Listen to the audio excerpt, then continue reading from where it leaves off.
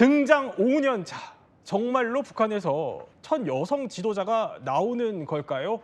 북한 김주애가 후계자에 내정되는 단계로 접어들었다.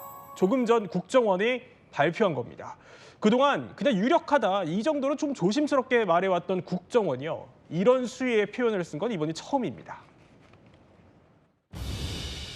현 단계에서 김주애를 후계자로 판단하는 것은 성급하다라는 후계자나 수령에 대해서만 쓰는 향도라고 하는 표현을 쓰는 것으로 보아 상당한 정도의 후계자 구도가 어느 정도 굳혀져 가는 것 아니냐. 기본적으로 김주애를 세습을 염두에 둔 하나의 서사를 완성하기 위한 과정으로서 방중했을 것으로 국정원은 분석을 현장 시찰을 할 때 일부 시책에 대해서 직접적인 의견을 내는 상황 등 이런 후계 내정 단계라는 표현이 가미된 점이 자, 저렇게 후계 내정 단계로까지 왔다는 겁니다. 그 국회 정보위 소속 이성권 의원이 말하기를요. 자, 보면은 국정원이 오늘은 좀 전과 다르더라. 그러니까 후계 내정 단계라는 표현까지 쓰던데 이걸 두고 의원들까지도 지금 갸우뚱할 정도였다는 겁니다. 김은수 평론가. 그러니까 분석이 이전과 확 달라졌어요. 그렇습니다. 이 북한 관련 정보는 그 특성상 긴밀성이 요구되고요. 그렇기 때문에 어떤 그 확정적인 표현을 쓰는 것이 그간에는 좀 자제되어 왔던 것이 관례라고 할 수가 있는데 오늘 그 이성권 관사의 표현대로 국정원의 오늘 설명의 경우는 이전보다 진전되고 좀 뭔가 달랐다라는 표현 아니겠습니까?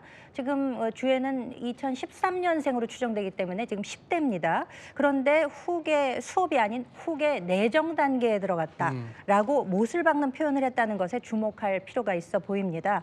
그러면 국정원이 이렇게 판단한 근거는 과연 무엇일까? 이 두 가지 정도에서 그 근거를 찾고 있는데요. 우선은 군사적인 측면에서 찾아볼 수가 있습니다. 이 국방 권력을 의미하는 군사 행사에 어느샌가부터 김정은과 함께 등장을 해서 때로는 단독샷을 받기도 하고요. 단독 사열을 받는 경우도 있었습니다. 그러니까 이게 의미하는 바가 있다는 거죠. 더불어서 일부 시책에 적극적으로 본인이 의견을 내는 정황까지 포착이 되었기 때문에 이런 두 가지 근거를 기준으로 해서 국정원은 이제 후계 내정 단계에 들어갔다. 그렇군요. 이런 표현을 쓴 것으로 보입니다. 그런데 게다가 김주애가 그러니까 처음 공개가 된 그 날에 북한에서 이걸 국가 기념일로 지정했다고 해요. 이게 사실입니까?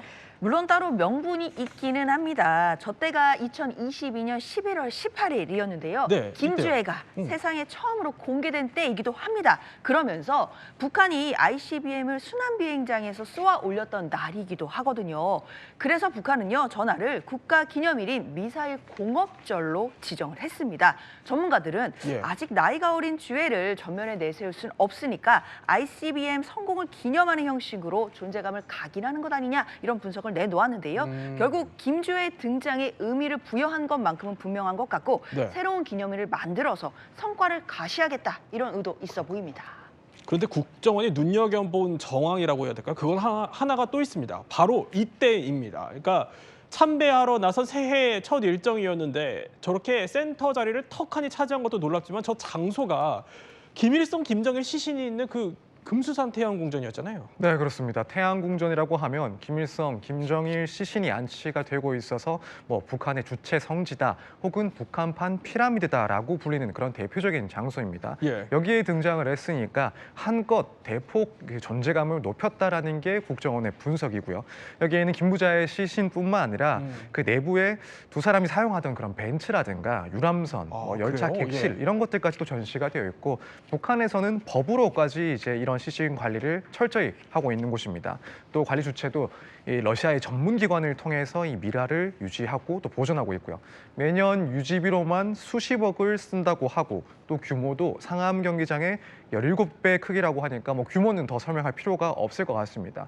거기서 아버지, 엄마 양옆에 끼고 증조 할아버지, 할아버지한테 인사를 한 것이다 보니까 결국 이 말은 내가 이 차기 지도자다라는 그런 선언이다라고 해석을 할 수 있지 않나. 또 북한 주민들한테도 상당히 강력한 인상을 줬을 것이라고 보고 있습니다. 이런저런 사실 뭐 건강설이 나와도 아직은 대외적으로 멀쩡한 김정은이 13살짜리 딸에게 중앙 자리를 턱 내준 겁니다. 자, 보면은요. 이렇게 김정일, 김정은조차도 후계자 시절에 최고 지도자 제치고 정중앙에 간 적이 거의 없다라고 전문가조차도 상당히 의아하게 받아들였었는데 그도 그럴 만한 게 새로운 권력이 나타나면 이런 일이 생길 수 있기 때문입니다. 최고 존엄의 후계자가 지정됐다 그러면 어떤 사람들이 항상 줄을 가서 서요. 거기에. 항상 김일성 때도 그랬거든요. 김정일이 후계자가 된 다음에 김일성한테 줄 섰던 사람들이 다 당간부에서 제거가 됐어요. 황장엽 비서가 와서 한 얘기인데 아들한테 너무 일찍 권력을 넘겨준 걸 김일성이 후회를 했대요. 그러니까 마지막에 80년대 한 중후반부터 자기한테 자기 말이 명이 안 서는 걸 느낀 거야, 김일성. 이런 아버지와 또 할아버지의 선례를 누구보다 잘할 것 같아요, 김정은이. 그런데도 불구하고 왜 벌써부터 이렇게 차기 권력을 세우는 걸까요? 그러니까 그 의도가 상당히 궁금한 것은 사실입니다. 사실 김정일의 경우는 그 승계를 받은 시점을 보자면은 본인 나이 52세 때였고요. 그리고 김정은의 경우에도 빨랐다고 하지만 29세 때 이제 후계를 물려받았던 것이거든요. 네. 그렇기 때문에 아직까지도 10대인 김주애를 왜 이렇게 부각시키는 것인가? 그러면은 정작 나중에 진짜 후계자인 아들은 어딘가 따로 숨겨져 있고 지금 일단 김주애를 저렇게 앞에 내세우는 것이 아닌가 이런 관측들도 상당히 분분했었거든요. 그런데 만약에 이 차기 권력 김주애 이것이 사실이라고 하면 과연 김정은의 의도는 무엇일까라는 점이 더 궁금해지는 것도 사실입니다. 근데 전문가들에 따르면은요, 이제 군과 당의 권력을 어느 정도 장악했는가 이 점에 대해서 김정은이 어느 정도 확정적인 심증을 가지고 있는 것이 아닌가. 자신감이 좀 있다. 그렇죠. 군부와 당을 충분히 통제할 수 있는 정도로 내 권력이 강화돼 있다라고 판단한 것으로 보이기도 하고 또 한편으로 보자면은 굉장히 좀 봉건적인 그런 사회잖아요. 그렇기 때문에 여성 지도자를 내세우기 위해서는 상당한 사전 준비가 필요하다. 장기적인 관점에서의 포석이 필요하기 때문에 이렇게 일찍부터 후계 구도를 내보이는 것이 아닌가 이런 분석도 있습니다. 그렇군요. 또 국정원의 이번 분석으로 김주애의 향후 행보를 더 눈여겨봐야 할 것 같다는 생각이 듭니다. 자, 이번에는 북한 소식으로 한번 넘어가 보죠. 북한 김정은을 태우고 쌩쌩 달리던 백마. 자, 이게요. 알고 보니까 물 건너온 귀한 몸이었다고 합니다. 미국의 한 북한 전문 매체가 김정은의 에마드를 좀 추적을 해봤다고 합니다. 그랬더니 이게 러시아 농장산이었다 이렇게 보도를 한 겁니다. 김현수 평론가. 북한에서 사실 백마 하면은 자, 영상 한번 볼까요? 김정은이 저렇게 설원을 달리는 저 장면부터 사실 전 떠오르거든요. 근데 알고 보니까 이런 말들이 수입산이었던 거군요. 그렇죠. 타타르스탄이라는 국가를 아십니까? 약간 우리에게는 생소한데요. 예. 러시아 연방공화국 소속의 타타르스탄 자치공화국이라고 있습니다. 그런데 이제 최근 몇 년 사이에 북한의 김정은 국무위원장들뿐만 아니라 북한 장성들이 이 군마를 공급하는 최대 공급지로 타타르스탄 이곳이 부상하고 있다고 전해진 것인데요. 미국의 북한 전문 매체 NK뉴스가 보도를 했습니다. 네. 타타르스탄 정부가 7년간 순종말을 15마리 이상 공급했다고 알려지고 있고요.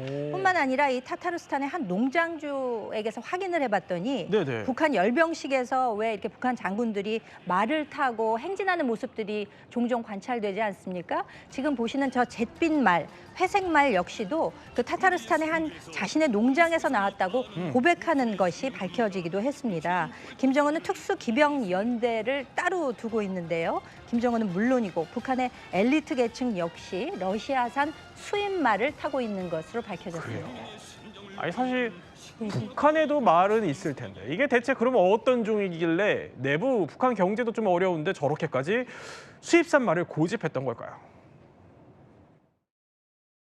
독재자들이 되게 좋아하는 게 있잖아요. 고급 스포츠카나 세단하고 그다음에 고급 요트, 그다음에 명품 말이거든요. 근데 정확히 우리 민국 씨가 들으신 것 같아요. 오를로프 종이라는 게 이게 오를로프 트로터라는 그 종인데 한번 언론에도 났었어요. 김정은이 2019년에 백두산 등정할 때도 이 말을 탔거든요. 그게 이제 완전 백마도 아니고 약간 점이 이렇게 검은 점이 이렇게 섞여 있는 아주 명품 말인데. 그런데 이 종이 오를로프 트로터 이게 얼마나 비싼 건데요? 예, 사실 뭐 품종에 따라서 또 혈통에 따라서 말 가격이 천차만별일 수 있는데 네. 이 올로프 같은 경우에 가격이 상당히 비싼 것으로 알려져 있습니다.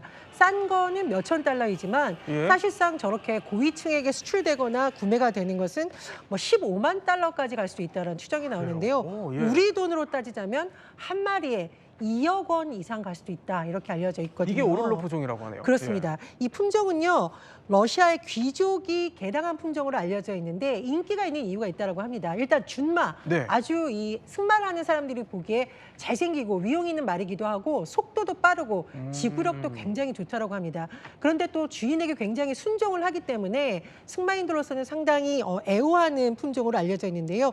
어쨌든 그래도 한 마리에 2억 원이라고 하니까 아무나 탈 수 있는 건 아니고 북한에서도 아마 최고 지도자들이라든가 권력자들이 본인을 과시하는 용으로 좀 활용하는 거 아니냐 이런 추측이 됩니다. 한 마리에 수억 원까지. 그런데요, 김정은이 말에 이렇게 비싼 돈을 좀 들이는 이유가 물론 김정은의 좀 개인적인 취향도 있겠습니다만 북한의 특수한 내부 사정과도 얽혀 있다고 하네요. 신 장군님께서 얼마나 신이 나게 말을 잘 타시고 총을 잘 쏘셨는지 이날 백두산의 대장수이신 김일성 대원수님께서와 백두산의 여장수이신 김정숙 어머님께서 백두산의 아들이 다르긴 다르구나, 훌륭한 장수감이로구나 하면서 기뻐하셨습니다.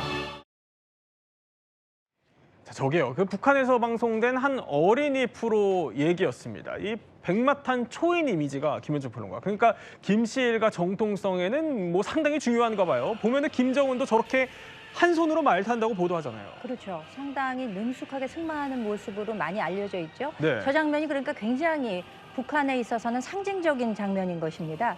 사실 김정은의 체중이 2022년 많이 체중이 나갈 때는 140kg 정도로 추정이 된다고 하거든요. 네네. 물론 오르내리는 좀 있습니다만 저 정도 체중이면 사실상 저렇게 말을 타고 질주하는 것이 어렵다고 해요. 하지만 굉장히 승마 실력이 있는 것은 사실인 것 같다라는 분석이 나오고 있습니다. 이 북한 지도자들의 경우에는 대대로 우리가 보통 보는 그 서구식 승마법이 아니라 그 한 손을 저렇게 놓고 타는 북방식 유목 스타일로 승마를 한다고 하는데요. 방식. 그리고 저 백마를 예. 타는 것은 상당히 상징성이 있습니다. 백두혈통의 상징이라고 하는 것이거든요. 그러니까 김씨 일가에게 백마 탄 초인 이미지를 부여하는 거죠. 대대로 저렇게 내려오고 있습니다.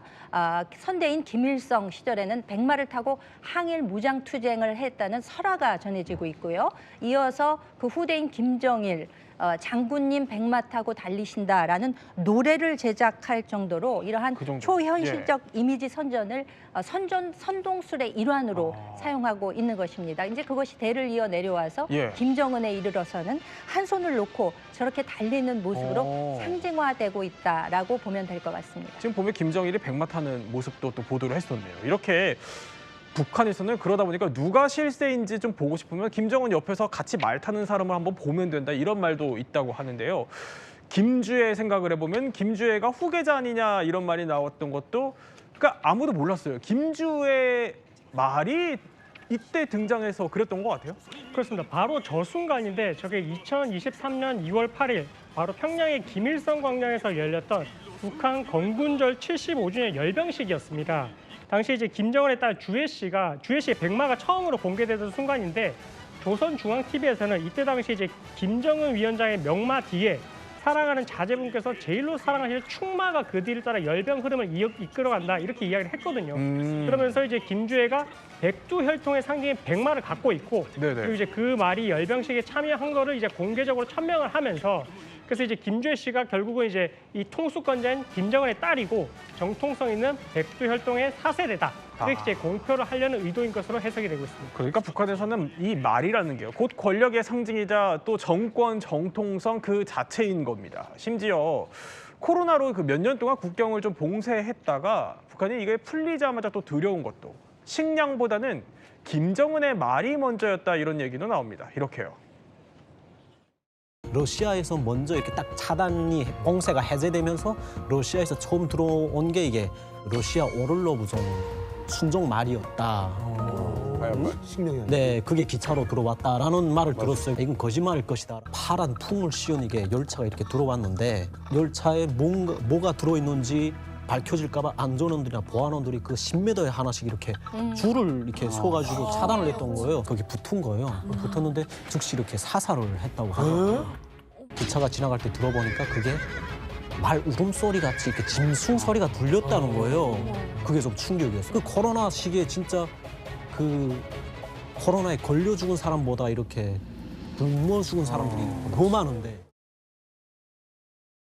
사실 코로나 때 그 북한이 국경이 막혀서 이때 너무 힘들다 보니까 제2의 고난의 행군이다 이런 말까지 나올 정도였는데 주민들이 그러면 저걸 보고 무슨 심정이었겠어요? 그러니까 북한 내부의 상황에 대해서는 우리가 정확하게 짐작하기는 어렵습니다만 사실 많은 외신들은 이런 현상을 주목할 수밖에 없었습니다. 2022년 11월 북한과 러시아가 철도가 재개됐었죠. 그런데 로이터가 전한 바에 따르면 그 철도에 이렇게 어려운 상황에서 소위 북한의 인민을 위한 식량이 거기 실려 있는 것이 아니라 말이 실려 있었다. 이렇게 전한 바가 있습니다. 30마리의 말이 호송됐다라고 하는데 바로 그 달에만 51마리가 북한으로 이렇게 건너갔다고 합니다. 예. 저희가 아까 말 한 마리가 뭐 몇천 달러에서 우리나라 돈으로 뭐 억대까지 갈 수 있다라고 하니까 추정해 보면 말을 수입하는데 상당한 금액이 쓰였을 것으로 추정이 되고요. 또 2024년 북한에 엄청난 홍수가 발생했습니다. 사망자 수가 1000단위를 넘어간다라는 소식이 나올 정도였는데요. 사실 북한에서도 저런 모습이 공개된 바 있고 김정은 같은 경우에는 뭐 이렇게 근접하기가 어려워서 기차로 이동했다 이런 소식도 전해진 바 있습니다. 근데 문제는요. 이 수해 복구도 아직 완전히 안 된 상태에서 말이 또 24마리가 수입됐다 이런 소식이 전해지고 있기 때문에 북한에 상당히 어려웠던 경제 상황 하지만 고가의 말이 수입되는 이 모습이 좀 대조적으로 비판적 여론을 외신을 중심으로 일어나기도 했습니다. 또 북한 김정은의 말 이야기 한번 살펴봤습니다. 너무 예뻐하는 딸이라 그런 걸까요? 김주애가 또다시 아빠 김정은과 등장을 했는데요. 이번에는 좀 무시무시한 곳을 데려갔습니다. 자, 장소도 장소지만요. 최고 존엄인 아빠 앞에서 김주애가 좀 이례적인 행동까지 선보였다고 합니다. 대체 무슨 일인지 바로 밑그림부터 한번 볼까요? 자, 이겁니다. 북한에서 상상하기 어려운 행동이죠. 김주애 코트에 주머니 손에 딱 넣고 있는 겁니다. 아빠 앞에서요. 물론 아무리 아빠라고 하지만 북한에선 최고 존엄인데 이게 그냥 찰나의 영상 캡처한 것도 아니고 이걸 사진으로 그냥 작정하고 내보냈던 거예요. 그렇죠. 100번 이해해서요. 예. 날이 추워서 손이 시려워서 주머니에 넣나까지 제가 생각을 해봤는데 예. 그럼에도 불구하고 이런 사진이 공개가 되었잖아요. 의도가 있다고밖에 볼 수 없을 것 같습니다. 네. 뭐 영상이었다면 찰나의 캡처였다라고도 볼 수 있겠지만 그러니까요. 지금 아빠 앞에서 딸이 아무리 딸이라고 해도 나이를 고려할 때 지금 14살 정도로 추정이 되고 있는데 주머니에 손을 넣고 이 주변을 살피는 모습 굉장히 높은 지위의 사람처럼 행동하고 있습니다. 9장의 사진이 공개가 되었는데 예. 이 중 4장에 이 딸 주애의 모습이 담겼다는 점도 굉장히 의도적인 노출이 아닌가라는 생각이 듭니다. 그러니까 절반이 김주애 사진이었다라는 건데. 근데 이뿐만이 아니에요. 제가 아까 어마무시한 곳이라고 했던 이유가 아까 뒤에 보면은 그 방사포 크기가 엄청 크거든요. 이거를 시험 발사하는 현장에 데려갔는데 여기 이제 아빠로부터 군사 브리핑까지 들었어요. 그렇습니다. 지금 사진을 잘 보시면은요, 김정은 위원장이 뭔가 김주애에게 마치 자세하게 혹은 뭐 브리핑을 하는 것 아니냐 싶을 정도로 예. 이런 모습이 그대로 노출되고 있습니다. 추정컨대 아마 이동형 상황실이 아닐까 싶은데요. 말 그대로 상황실에서는 이거군요. 참모들이 예.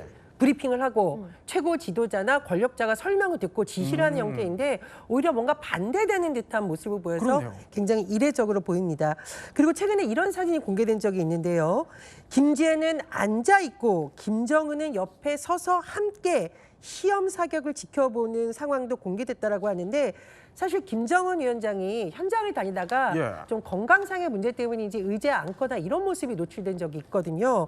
그런데 이렇게 뭔가 중심에 김주애가 있고 오히려 김정은이 뭔가 설명해주는 듯한 이 모습을 노골적으로 웹에 공개한 것은 사실상 후계자로서의 존재감을 부각시켜주려는 의도다. 이런 해석도 나옵니다. 사실 우리로서 상상하기 힘들어요. 사실 뭐 13살, 14살 딸에게는 예절 교육 같은 걸 가르쳐야 되는데 지금 미사일 교육 가르치는 거냐.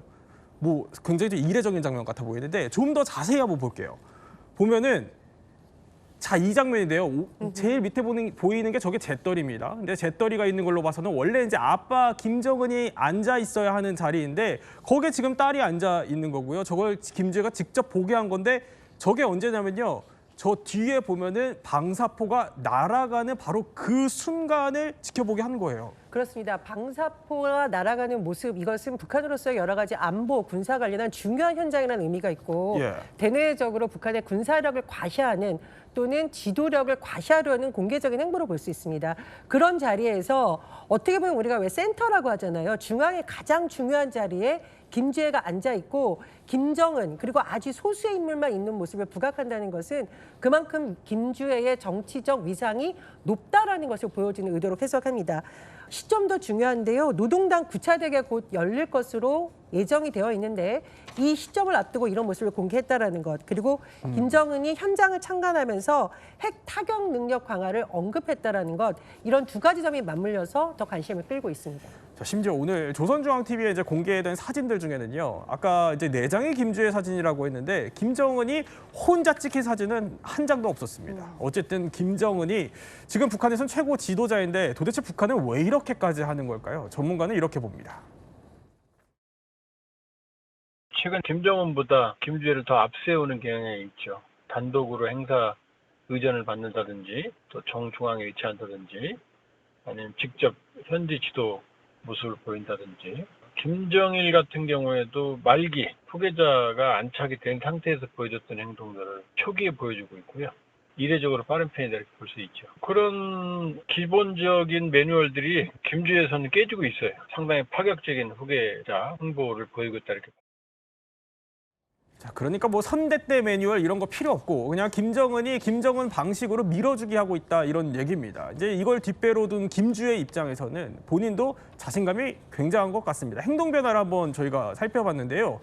자, 지난해 연말에 이렇게 단독 사열을 받기 시작하더니 중간에 보면은 새해 첫 일정에선 당당하게 이제 센터까지 차지하고 여기에 오늘 주머니에 손 넣은 것까지 김주혜의 행동 보면은 본인도 그냥 거리낌이 없어요. 네, 그렇습니다. 근데 각각의 굉장히 큰 의미가 있어요. 단독 사열은 군 통수권자로서 군의 어떤 충성심을 받는 자리예요. 근데 그것을 지금 승계, 그러니까 김주혜가 직접 군인들의 지금 사열을 받잖아요. 이거 굉장히 의미가 크고 두 번째 1월 1일 일정 역시 북한에서는 어마어마한 장면입니다. 이게 어딜 간 거냐면 금수산 태양궁전이에요. 금수산 태양궁전은 어떤 곳이냐면 김일성과 그다음에 김정일이 안치된 곳이거든요. 우리 1월 1일엔 현충원에 참배하러 가잖아요. 근데 여기는 금수산 태양궁전에 갑니다. 근데 충격적인 건 정중앙이에요. 아니, 최고 전엄이 당연히 정중앙이어야 되는데 김주혜가 정중앙이라는 건 이날의 가장 핵심적인 하이라이트, 그러니까 조명을 받는 사람이다라는 걸 보여준 거라는 거죠. 그래서 지금 이런 세 가지의 어떤 장면을 봤을 때 이제 9차 전당대회가 곧 열리는데 거기서 아예 후계자로서 완전히 공고히 하려는 게 아니냐라는 전망도 있습니다. 그러니까 주머니에 손 넣는 장면까지 나왔으니까 이제 또 어떤 장면을 또 내보낼지 가늠이 안 될 정도인데, 자, 이런 김주혜도 김주혜지만요. 이 오늘 공개된 장면들을 그냥 가볍게 볼 수만 없는 이유는요. 바로 북한이 발사했다 이렇게 공개한 이 초대형 무기라는 게요. 사실 사정거리로 따지면 우리를 겨냥한 것이기 때문입니다. 우리와 군사적 대결을 기도하는 세력에게는 이 시험이 가지는 의의와 결과가 착잡한 고민거리로 엄중한 위협으로 다가갈 것이다. 조선노동당 제9차 대회는 나라의 핵전쟁 억제력을 가일층 강화하기 위한 다음 단계의 구상들을 천명하게 될 것이라고 말씀하셨습니다.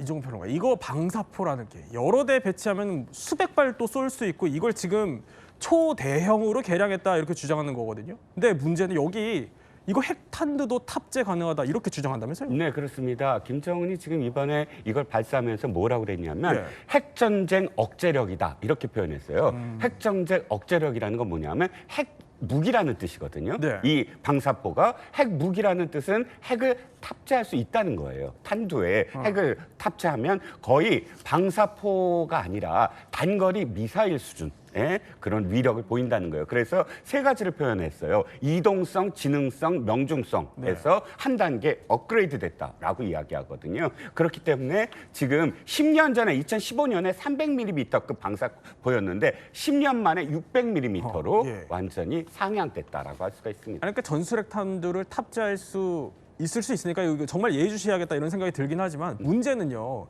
이게 한번 저희가 재봤어요. 그러니까 이번에 평양 북방 일대에서 이걸 쐈고 한 350km로 날아갔다라고 하는데 그래픽 한번 보면은요.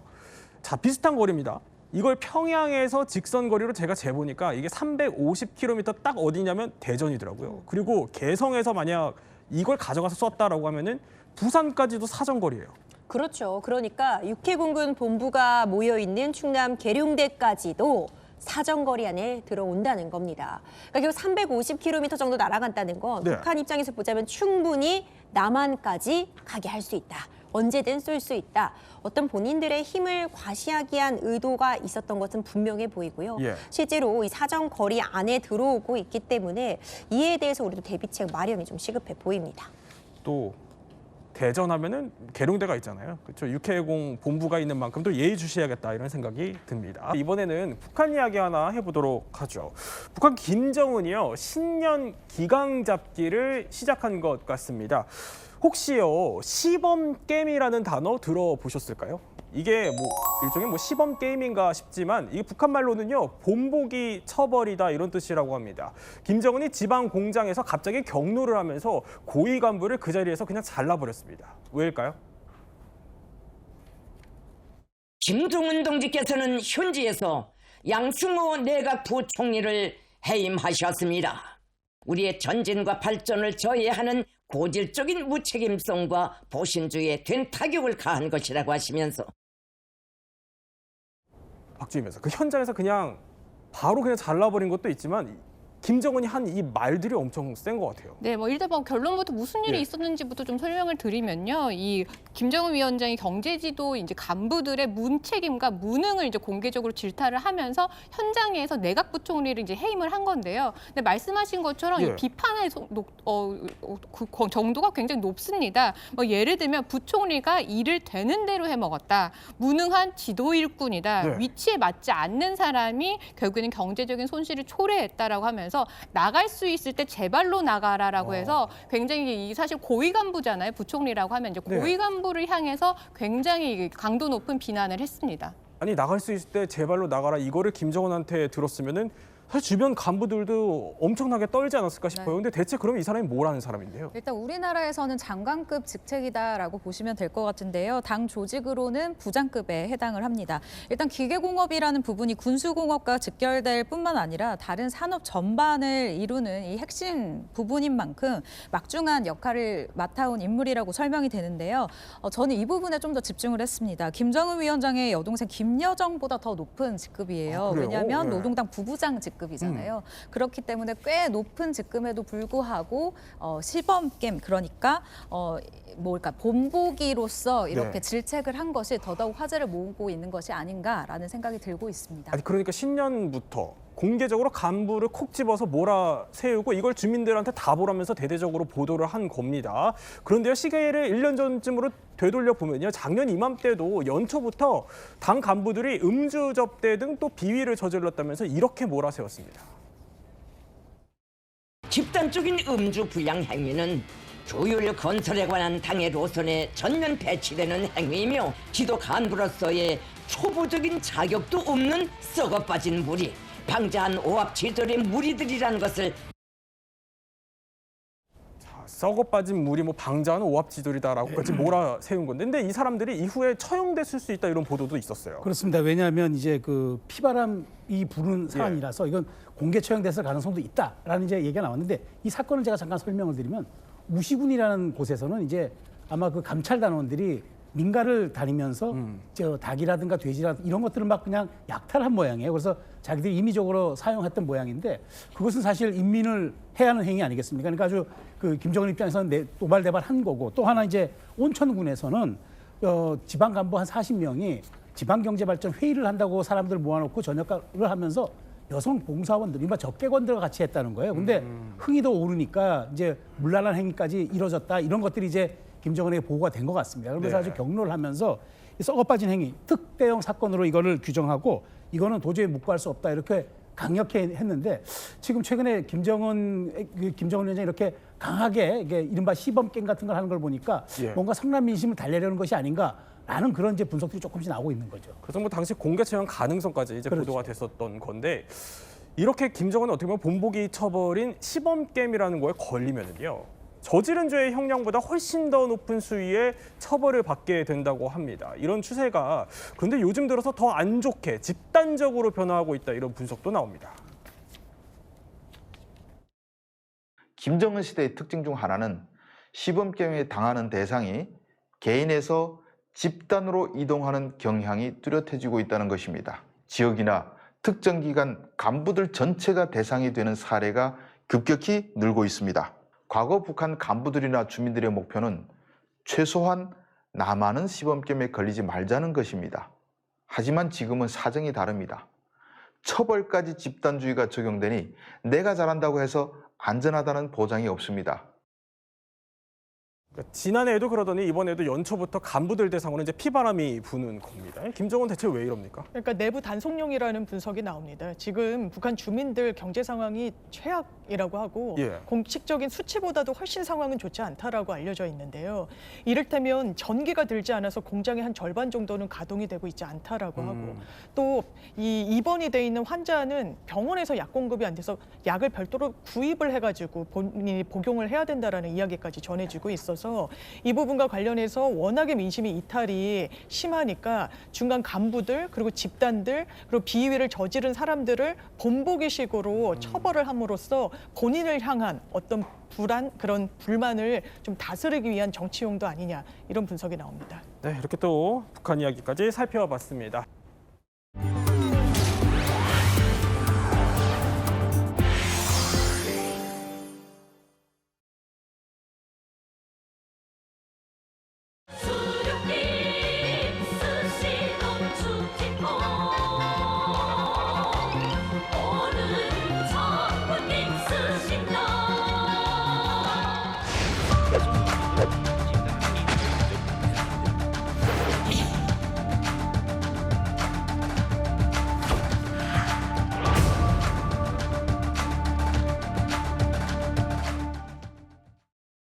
자, 요즘 북한에서는요, 그냥 뭐 단순히 김주애를 띄우는 걸 넘어서 우상화 단계까지 접어들었다 이런 정황들이 나오기 시작합니다. 본격적으로 이제 이야기를 나눠볼 텐데 그 전에 영상부터 한번 보겠습니다. 자, 지난해 말 북한 신년 행사죠. 김정은과 김주애가 저렇게 참석했는데 벌떡 일어나서 김주애가 김정은의 볼에 볼 뽀뽀하는 이 장면이 이례적으로 공개됐었죠. 자, 그리고 그 다음 1월 1일 새해에는요 더 충격적인 장면이 나왔습니다. 바로 김일성, 김정일 시신이 안치되어 있는 저 금수산 태양궁전에 김주애가 나타났는데 떡하니 저렇게 센터를 차지한 거죠. 태용 의원님, 이 정도면 이제 뭐 김주애를 그냥 후계자로 앉힐 속셈이 아닌가 싶기도 한데 여기에 우상화 움직임까지 일고 있다는 거예요. 이제 본격적으로 짚어보기 전에 우리 태 의원님이 이 영상들을 보면서 남다른 장면을 하나 포착했어요. 네. 이제 그 김주애가 김정은에 다가가서 그 뽀뽀하는 장면인데 이게 북한에서 우리가 소위 말하면 새해 카운트다운 하는 순간이거든요. 그래서 하나, 둘, 셋 하고 새해가 시작되는 그 지점에 축포가 터집니다. 그런데 그 전까지 이렇게 머리고 숙이고 있던 김정은이 척호를 펴면서 밑선으로 턱 김주애를 칩니다. 툭 하고. 먼저 치는 거예요? 네. 그러니까 아마 연출을 하고 나온 것 같아요. 이렇게 마지막 카운트다운에서 새해 넘어가는 순간에 아버지한테 와서 뽀뽀해라. 근데 아마 뭐 축포가로 가니까 잠깐 집중을 못했던지 김정은이가 턱 뒤를 치며 손으로 턱 무릎을 치니 김주애가 다가가서 저렇게 뽀뽀하거든요. 그런데 더 과가는 갑자기 저렇게 김주애가 김정은에게 뽀뽀하니까 뒤에 있는 저 수행성원들이 어쩔 줄 몰라서 눈길을 어디에 둬야 되는지 막 당황스러워하는 모습도 뒤에서 보이고 있습니다. 그러니까 김정은이 먼저 신호를 줬다 이거. 네, 그러니까 저건 분명 저건 연출된 그런 이제 장면입니다. 근데 더해서 뭐 김주애 이제 열병식에 보면은 김주애의 백마가 나오는 거 하면은 이제 영상 보여드릴 텐데 자, 이렇게 여기에 김주희의 백마로 추정되는 그 백마도 나왔었다. 이런 얘기도 있네요. 네. 그 저 백마설이 이제 나온 거는 뭐 북한에서 나도는 말에 의하면 김주혜가 나이는 어리지만 벌써 말을 이제 잘 탄다. 백마를 잘 탄다. 이런 소문이 나면서 저 열병식 때 제일 앞에서 나온 말이 김주혜가 타는 말이다.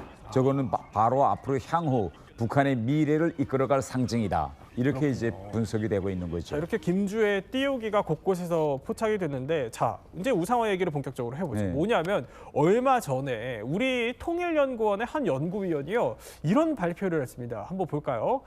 자, 2024년 군관 장령급 탈북민 증언이라고 합니다. 그러니까 꽤 높은 이제 직책의 계급을 갖고 있었던 군인 출신의 탈북민이 한 증언이라는 건데, 핵을 만드는데 김주혜가 동참했다 이렇게 선전을 하고 있다라고 합니다. 게다가 미래를 이끌어갈 컴퓨터 천재다 이렇게 홍보를 한다는 거죠. 아니, 일단 핵도 황당하지만 미래를 이끌어갈 컴퓨터 천재라. 김주혜가 진짜 컴퓨터 잘하는 거 맞아요? 그 컴퓨터를 잘하는지는 모르겠는데 최근에 이제 북한이 공개하고 있는 노동신문에 공개하고 있는 사진들을 보면 얼마 전에도 저렇게 김정은하고 현장에 가서 컴퓨터에 직접 앉아서 자기가 컴퓨터를 잘 다루는 모습이 이제 북한에 이제 널리 저렇게 공개되고 있습니다.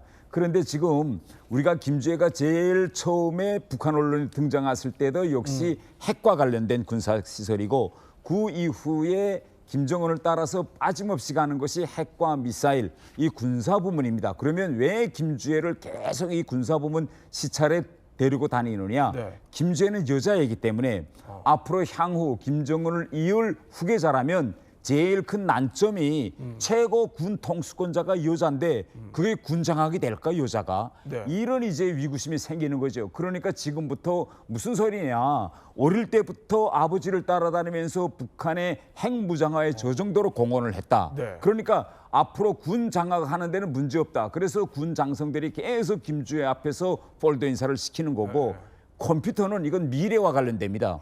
향후 펼쳐질 미래 세대는 결국은 AI 시대, 컴퓨터 세대인데 미래를 내다본 북한의 미래에서 바로 이 김주혜가 나이는 어리지만 저 나이에 저렇게 컴퓨터 천재고 컴퓨터라고 하면 모르는 것이 없다. 그러니까 군과 미래를 상징하는 이미지를 만들려면 핵과 군사, 그다음에 거기 플러스 알파로서 컴퓨터 천재, 이 이미지를 지금 만들고 있는 거죠. 진짜 컴퓨터 천재일지는 한번 지금부터 뜯어봐야 될 것 같은데, 김주혜 우상화를 좀 얘기해보기 위해서 지금 북한에서 유치원 교사를 하셨던 분을 저희 특별하게 모셨습니다. 김가영 씨 어서 오십시오. 네, 안녕하세요. 네, 안녕하세요. 일단 아니 뭐 컴퓨터 얘기를 조금만 더 해보면 김주혜가 뭐 특별하게 컴퓨터 속성 고할 뭐 이런 거 받았을 수 있겠지만 어떻게 들으셨어요? 이제 유치원 교사도 해보셨으니까. 네, 북한은 워낙 어릴 때부터 조기 교육을 시키고 있고 또 천재 발굴을 하고 있지만 13살 김주혜한테 우상화를 할 수 있는 게 솔직히 말해서 할 만한 게 없단 말이죠. 그러면 할 만한 게 없죠. 좀 여자아이고 또 할 수 있는 게 없는데 지금 핵 미사일에 뭔가 꼭 필요한 컴퓨터를 잘하는 천재다라고 내세우기에는 아주 중요하고 또 중요 포인트가 되기 때문에 저는 컴퓨터 천재를 넣지 않았을까. 저것 또한 짜고 친 고스톱이다라고 얘기하고 싶습니다.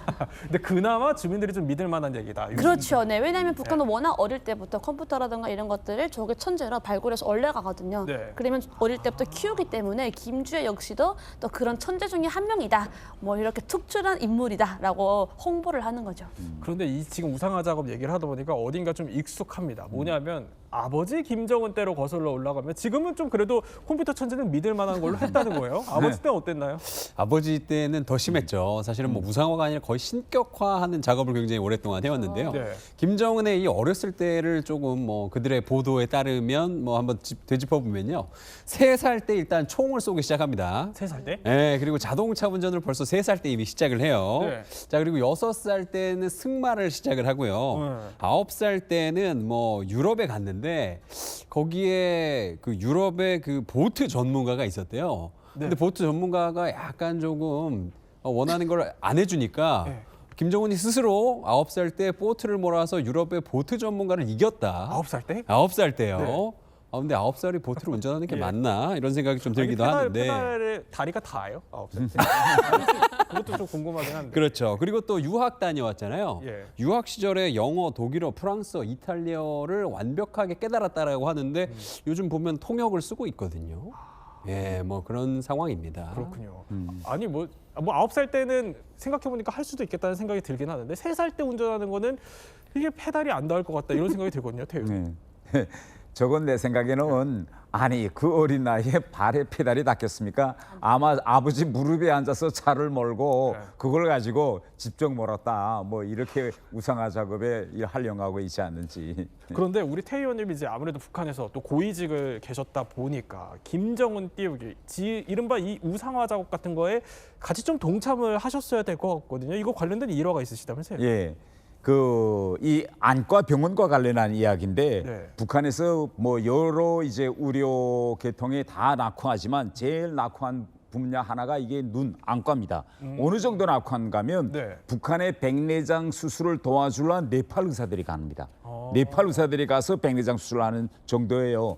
그런데 하루 제가 런던에 있는데 비밀 지시가 내려옵니다. 3층 서기실에서 영국에서 제일 좋은 안과 병원의 설계, 그다음에 그 병원에 안경 상점이 있는지, 그다음에 안경 상점을 어느 정도 규모로 하고 있는지, 바닥은 어떻게 하는지 구체적인 질문지가 다 와서 제가 그때 생각한 게 이제 북한이 지원 네팔 같은 나라에서 의사들을 데려다가 백내장 수술을 시키니 저 안과병원을 어떻게 해보려는가 보다 이렇게 생각하고 영국 런던에 무어필드 아이 호스피털이라는 세계적인 안과 병원이 있어요. 그래 그 병원에 가서 설계로부터 시작해서 내부 걸 다 보냈습니다.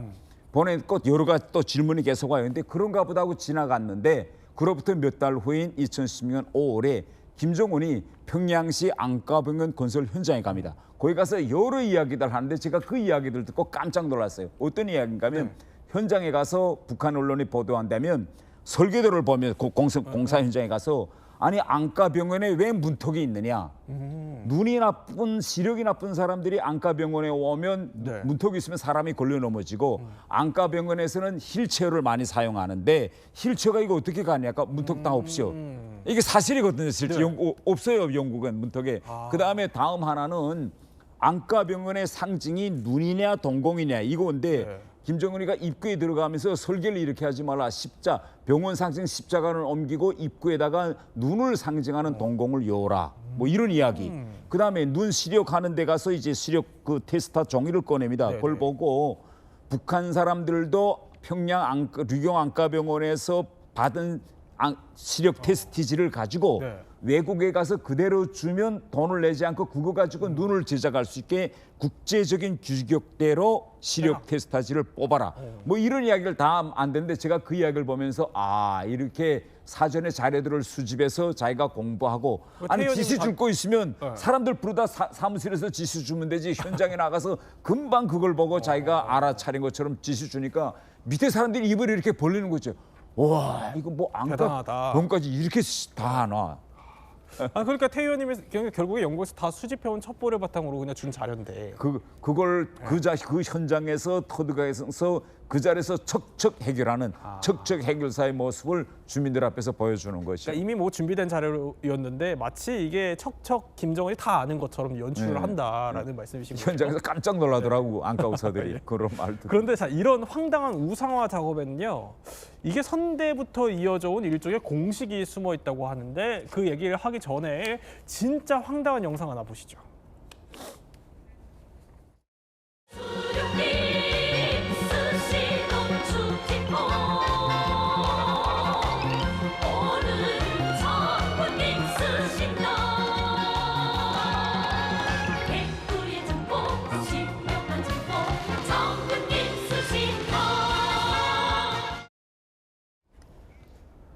이용재 평론가 축지법이요? 전우치인가요? 네, 축지법을 쓸 수 있다라는 썰이 우리나라에서도 있었습니다.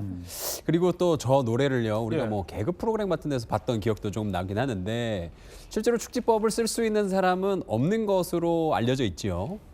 그런데 지금 황당한 것은요, 지금 저렇게 축지법을 쓴다는 뭐 저런 노래가를 실제로 저렇게 부르고 있다는 것도 좀 황당한데 북한의 교과서 내용 중에 황당한 부분도 있습니다.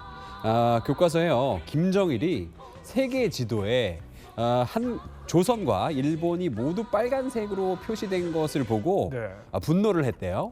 그래서 먹으로 일본 지도를 이렇게 새카맣게 칠했다는 거예요. 그러니까 일본 전역이 암흑천지가 돼서 폭우가 쏟아졌다. 지도를 이렇게 칠하니까. 이런 내용이 교과서에 나온다고 교과서에. 합니다. 아니 뭐 태희 의원님도 그 교과서 아마 보셨을 수 있겠다 그렇죠. 그런 생각이 드는데. 근데 교과서뿐만 아니라 북한에서는 끊임없이 주민들에게 김씨 일가는 인간이 아니다.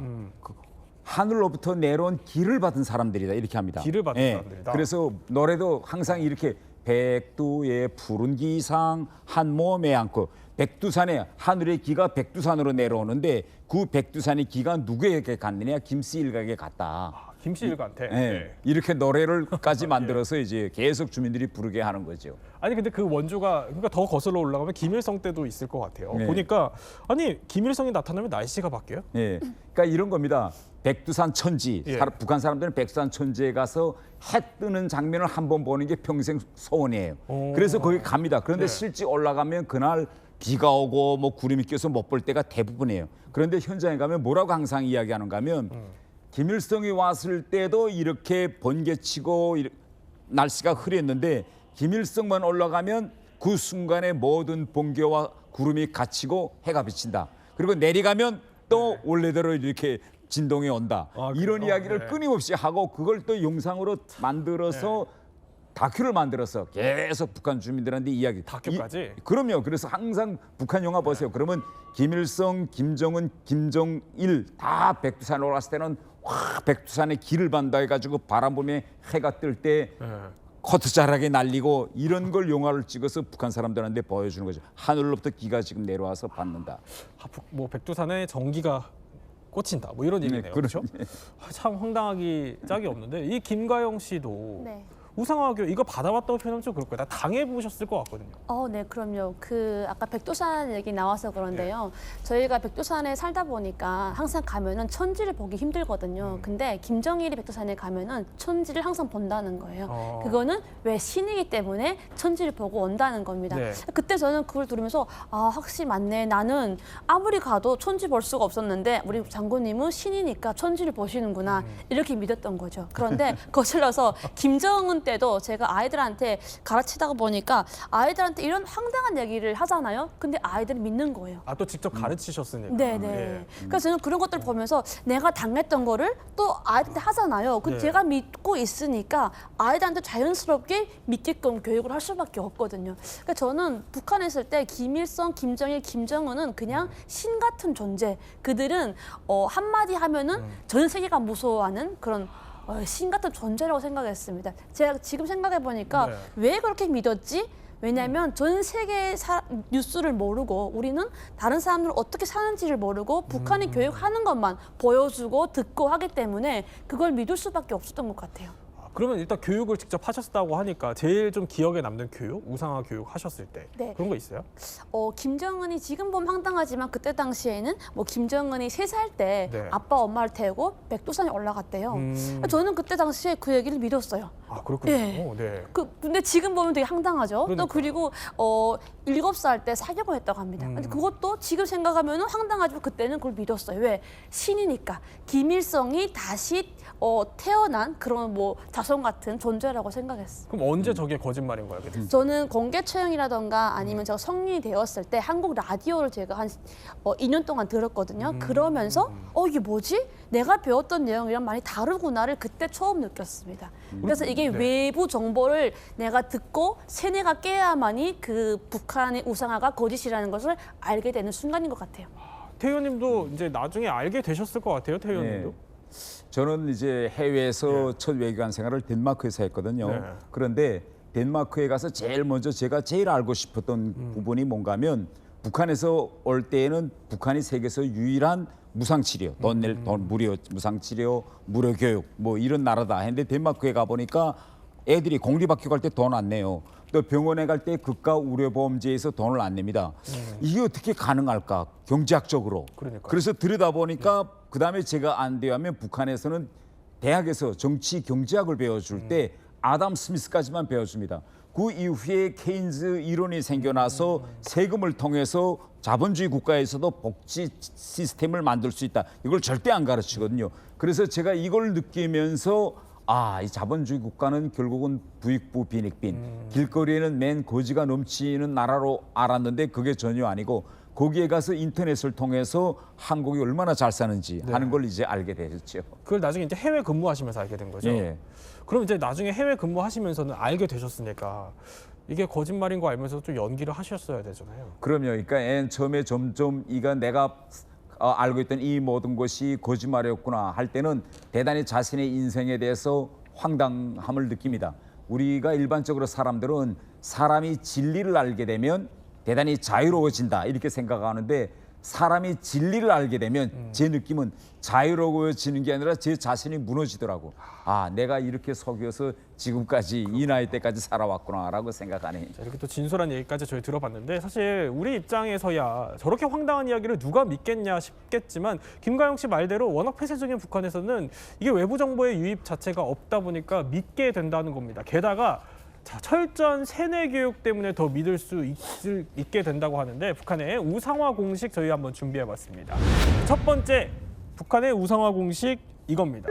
조기 교육, 그러니까 이른바 어린 나이 때부터 조기 교육을 당한다는 겁니다. 일단 한번 영상으로 확인해 볼까요?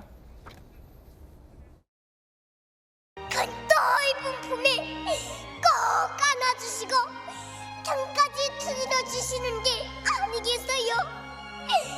아버지 원순이!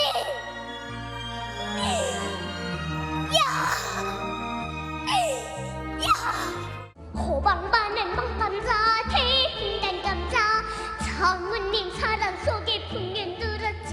내가 바라는 곳이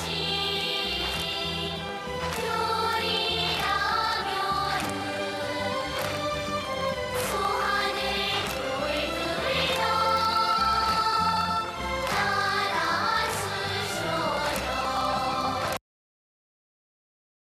아니 도대체 어떻게 가르치길래 저렇게 어린아이들이 저러는 겁니까?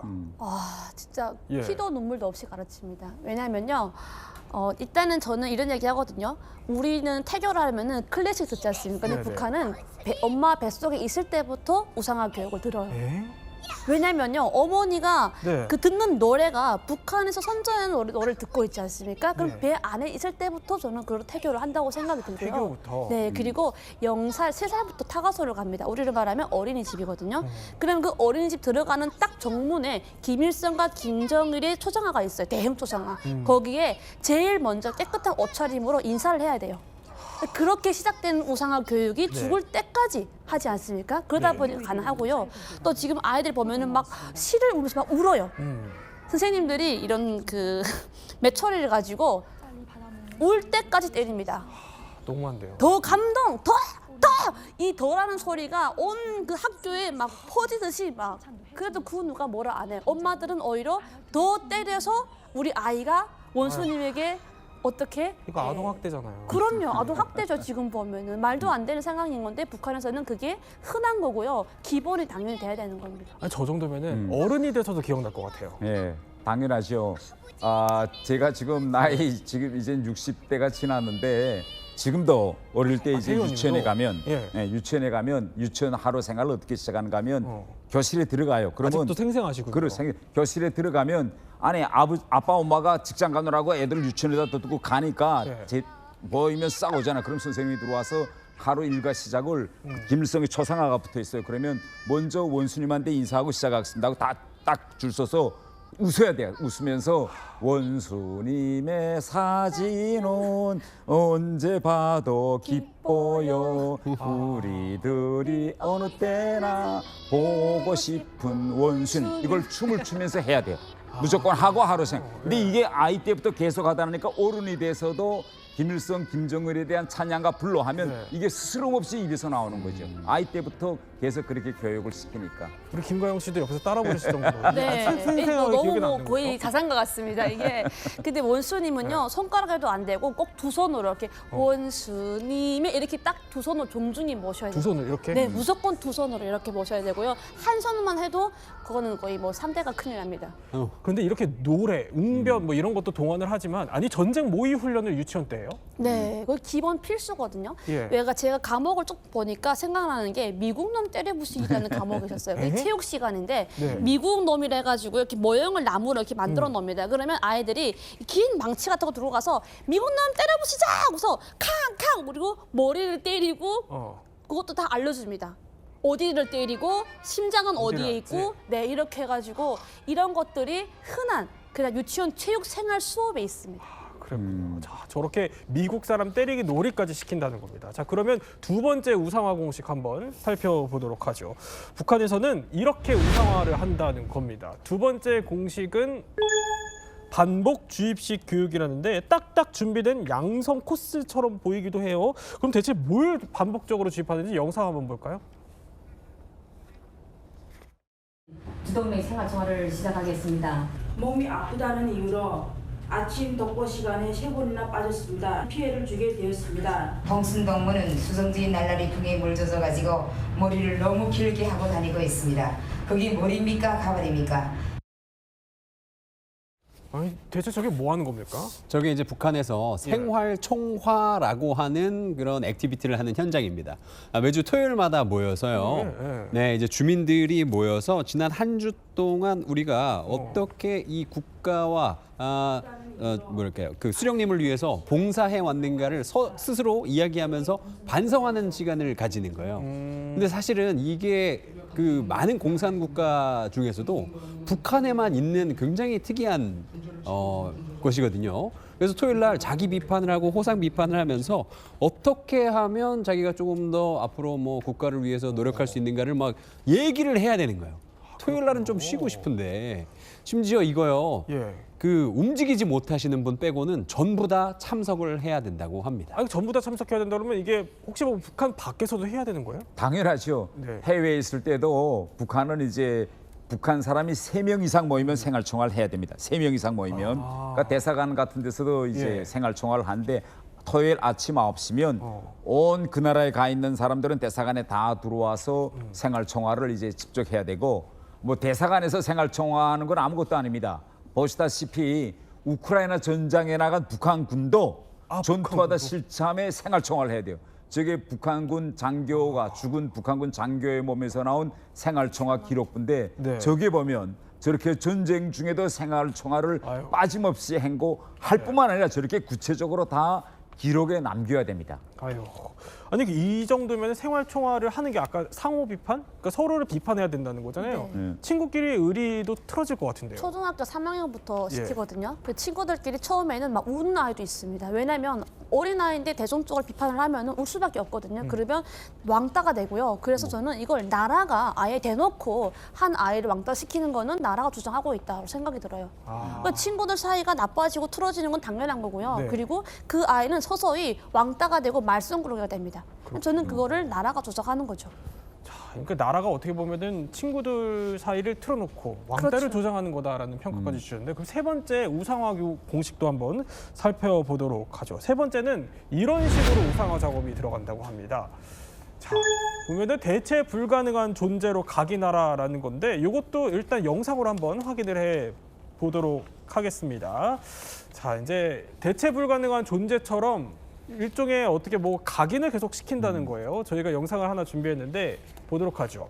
자, 이렇게 북한의 식량 배급 현장입니다. 주민들이 배급을 받으면서 거의 오열에 가까운 듯 눈물을 흘리고 있는데 아니 그러니까 뭐 북한의 김정은이 의식주를 다 챙겨주는 것처럼 일종의 그러니까 유일무이한 삶의 존재, 내 삶을 지탱해 주는 존재 이렇게까지 우상화를 시킨다는 거거든요. 이게 자발적 감정입니까? 절반은 자발적이고 절반은 이제 가짜지요. 왜냐하면 이 북한의 배급제가 붕괴된 지는 대단히 오래입니다. 그런데 돈 있고 힘 있는 사람들은 국가로부터 배급을 주지 않아도 먹고 살겠지만 정말 평백성들은 배급소에 쌀이 없으면 굶거든요.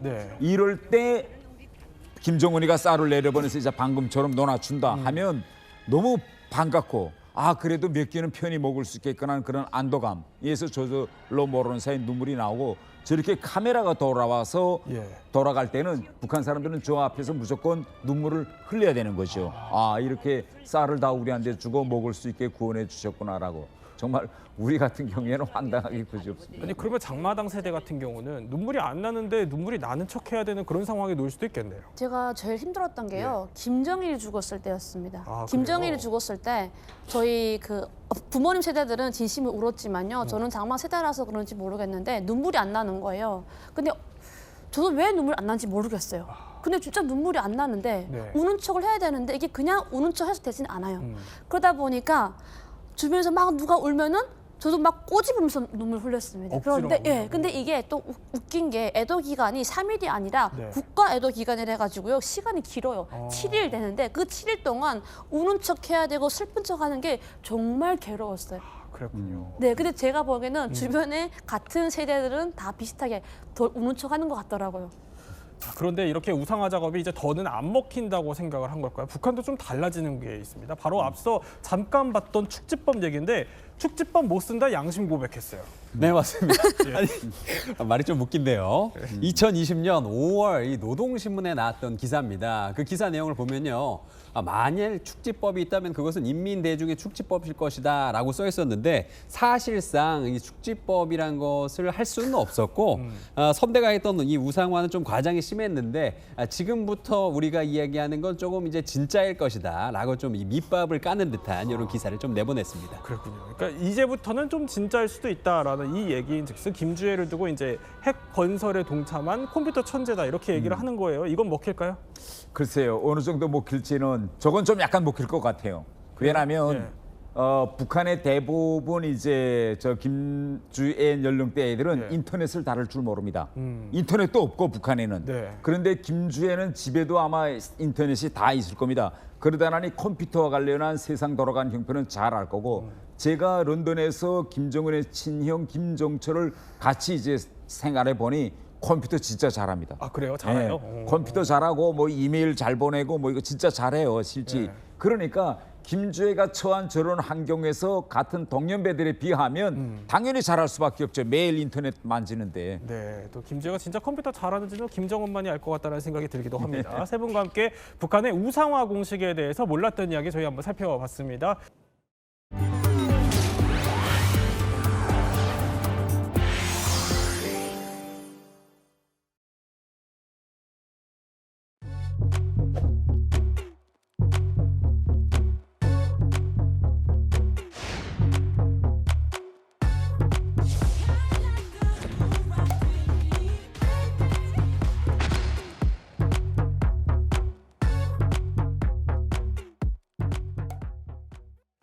김주애가 요새 아버지 김정은 때문에 상당히 바쁩니다. 한번 볼까요? 자, 보면은 이게 삼지연 호텔인데 김정은이 새로 백두산 인근에 지었다라고 해서 준공식에 저렇게 김주애를 데리고 갔고요. 손을 꼭 잡고 여기저기 호텔을 둘러보고 있죠. 자, 다음 또 볼까요? 바빠요. 요새는 이제 금수산 태양궁전 여기도 갔어요. 여기는 새해가 시작되자마자 김주애를 데리고 갔는데 여기 뭐냐? 김정일, 김일성 시신이 안치되어 있는 곳입니다. 북한판 피라미드라고 해도 거의 과언이 아닐 정도인데 여기 김주애를 정장 입혀놓고 딱 센터에 세워놨습니다. 자, 또 바쁩니다. 어제 공개된 거는 자 이렇게 김주애를 기념관, 파병군인 기념관에 데리고 가서 저렇게 삽질도 하게 하고요. 아버지와 부녀가 같이 저렇게 삽질하는 모습까지 보여주고 있습니다. 저렇게나 또 김주애를 태운 지게차 영상도 김주애가 직접 앞에 타 있고 아버지가 모는 모습도 연출을 하고 있습니다. 자, 그리고 13살 여자아이인데 저렇게 군인들 틈바구니 지금 보면 김주애 표정이 상당히 좀 불편해 보이는 것 같기도 하고요. 자, 어떻게 보세요? 김주애 표정. 상당히 좀 과한 일정 아닙니까? 연말연시에 한 10여 차례 지금 계속 강행군을 하고 있거든요. 공개 활동만.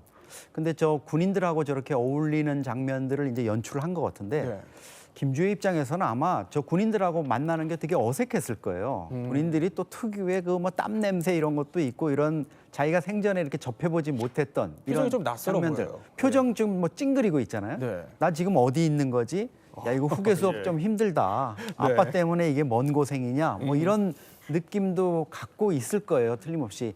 13살짜리면 지금 엄마한테 뭐 투정 부리거나 아니면 사춘기 지금 초기 접어들면서 좀 뭐 이럴 나이인데 저런 지금 강행군을 하고 있는 이런 상황인데 이게 뭐 당연히 북한 입장에서는 후계자로서의 김주혜의 이미지 이런 것들을 좀 연출하려는 것 같고 뭐 김주혜 과거에 보면 아버지가 새벽에 미사일 도발 시험 발사하는데도 나가야 되거든요. 네. 새벽에 5시에 미사일 발사하면 거기 몇 시에 거의 잠 못 자고 나가는데 우리 같으면 아마 아동학대라고 고발 한참 당할 자야 될 시간인데. 네. 그렇죠.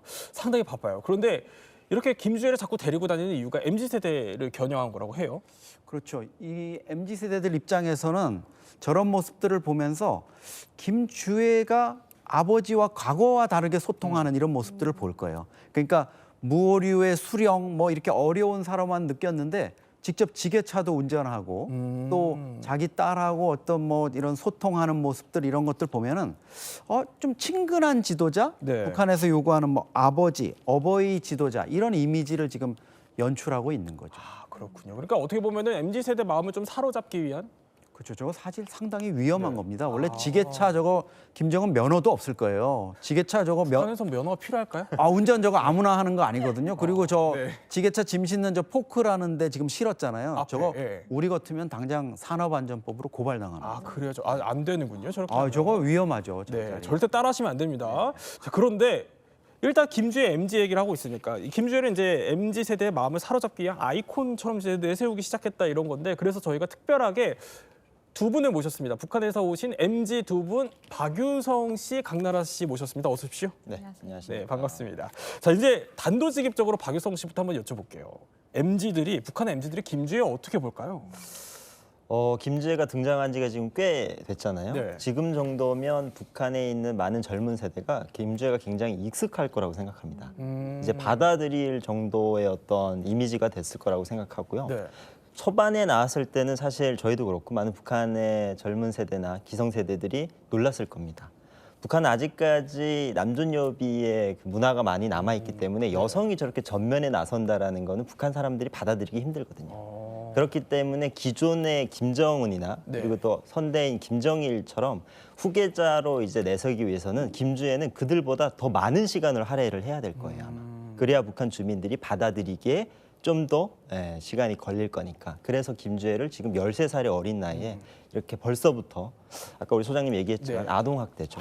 네, 저 나이에. 근데 강나라 씨, MZ들 입장에서는 나랑 비슷한 나보다 아니면 어린애인데 저렇게까지 나서는 게 MZ들 입장에서는 좀 불편해 보일 수도 있을 것 같거든요. 사실 제가 북한에 살았다고 하면 많이 불편했을 것 같아요. 왜냐하면 제가 북한에 살 때 이제 김정은이 그때 후계자로 바로 올라왔을 때거든요. 네. 상당히 기대를 많이 했어요. 젊은 지도자고 하다 보니까 우리의 의견을 좀 더 잘 들어주지 않을까라는 생각이 있었는데 지금 13살 후계자를 내세우는 것만 봐도 북한의 MZ들은 이걸 따르지 않을 것 같거든요. 왜냐하면 이미 젊은 후계자한테 그 실패와 이런 것들을 많이 가져왔기 때문에 북한 주민들 입장에서는 조금 받아들이기가 많이 힘들 것 같아요. 그런데 자, 북한 전문가들이 사실 입을 모아서 아마 북한 주민들이 좀 놀랐을 거다 이런 장면들은 바로 이 장면이 아닐까 싶습니다.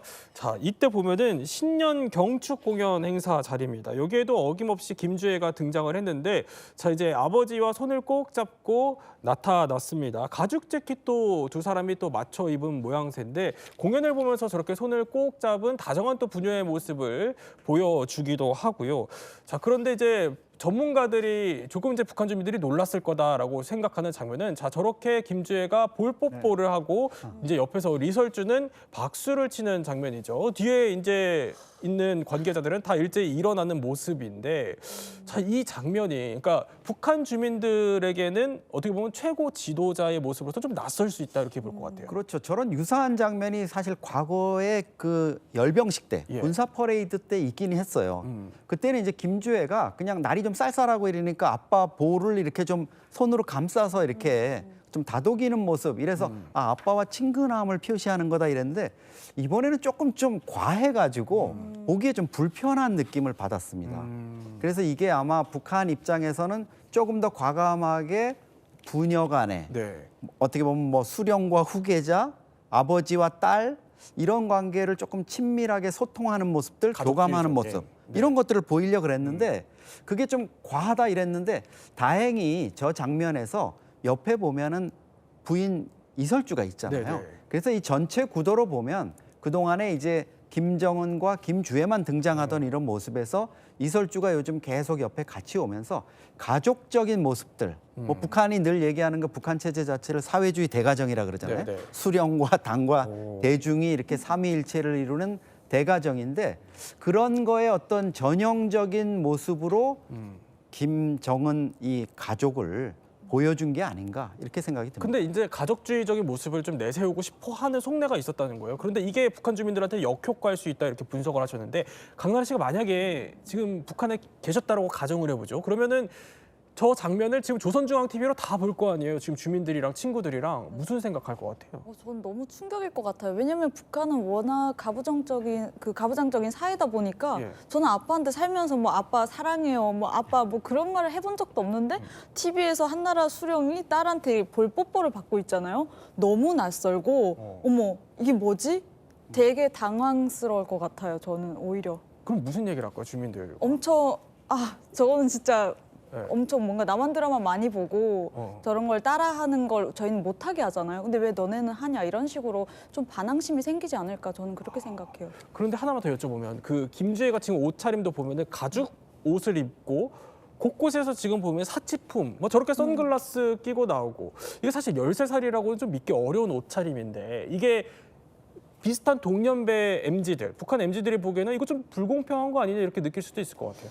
이제 북한에서는요. 김주애처럼 저렇게 가죽 코트를 13살 나이에 입을 수가 없어요. 실제로 제가 살 때 저희 부모님이 가죽 코트를 입고 도로에 나간 적이 있었는데 못하게 단속을 했습니다. 이거는 못 입는군요. 네, 뭐 일반 주민들은 입을 수가 없고요. 그리고 네. 13살 나이에는요. 북한 청소년이라고 하면 단발머리를 해야 돼요. 김이 3cm짜리 단발머리를 해야 되는데 예외로 저렇게 머리를 기르고 나오는 거니까 오히려 더 청소년들한테는 좀 반발심이 좀 많이 가지 않을까 싶어요. 아니 그럼 나도 단속당하는데 김주애 왜 단속 안 하냐 이럴 것 같은데. 당연하죠. 네. 한나라 수령의 이제 후계자니까 저거는 가능하다라고 이제 사람들이 더 뭔가 더 힘들어할 것 같아요. 마음속으로는. 아무래도 불만이 또 쌓일 수밖에 없을 것 같은데 여기에 이영동 센터장님 보시기에 김주애가 일반 북한 주민들은 좀 꿈도 꾸기 힘든 치아 교정을 하는 것 같은 그런 정황들이 포착됐어요? 네, 워낙 깜쪽 같아서 거의 한 1년 동안 저희가 알지를 못했어요. 사실 북한 전문가들이 눈에 불을 켜고 김주애를 보는데 그냥은 잘 안 보이는데 자세히 보면 위쪽 이빨 쪽에 이렇게 그 교정 기구가 있는 게 보이잖아요.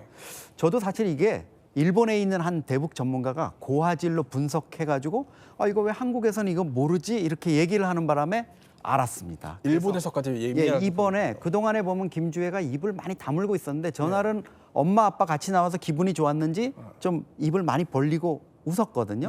그래서 드러나가지고 이게 언제부터야 하고 역으로 추적해 보니까 백두산에 호텔 개관식 할 때도 하고 있었고요. 가운데 사진이 지금 작년 5월에 러시아 대사관 방문했을 때 그때 사진입니다. 보면은 저때 드러나는데 차이는 뭐냐? 작년 5월쯤에는 앞에 이 어금니가 토끼 이빨처럼 이렇게 좀 나 있었는데 최근에 보면 가지런하게 좀 교정이 돼 있는 이런 모습들이 드러나고요. 사실은 이게 보면 엄마 영향을 받은 것 같아요. 엄마인 이설주가 과거 은하수 관현악단 가수일 때 보면 이빨이 좀 고르지가 않았어요. 왼쪽 게 이제 과거에 한국의 응원단으로 왔을 때 이설주 모습인데 치아가 이제 지금 김주애 교정하기 전처럼 앞니가 이렇게 크게 좀 나와 있는데 지금의 오른쪽 사진 보시면 이설주는 완전하게 이제 교정이 끝난 이런 상황입니다. 아니 물론 박유석 씨, 북한 주민들이 조선중앙TV를 이제 확대해서 볼 수는 없으니까 교정기 꼈는지 안 꼈는지 모르겠지만 북한에서 교정기 낄 수 있어요? 이게 북한 치과에 그런 게 있습니까?